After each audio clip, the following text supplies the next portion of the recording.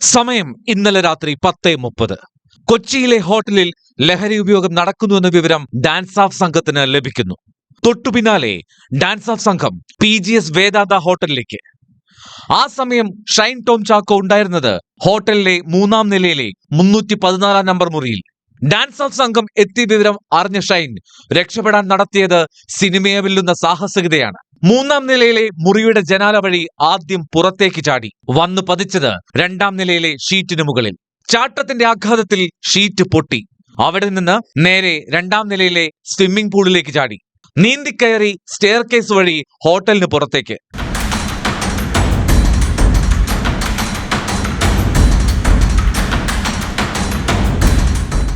ഷൈൻ മാത്രമല്ല ആ സമയം 314-ാം നമ്പർ മുറിയിലുണ്ടായിരുന്നത്. മറ്റ് 2 പേർ കൂടി ഒപ്പമുണ്ടായിരുന്നു.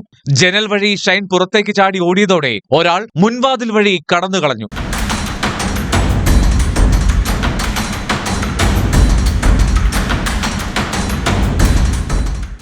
മുറിയിലുണ്ടായിരുന്ന 3-ാമനെ പോലീസ് ചോദ്യം ചെയ്ത് വിട്ടയച്ചു. മുറിയിൽ നടത്തിയ പരിശോധനയിൽ പക്ഷേ ഡാൻസ് ഓഫ് സംഘത്തിന് ലഹരി വസ്തുക്കൾ കണ്ടെത്താൻ കഴിഞ്ഞില്ല. ന്യൂസ് 18 കൊച്ചി.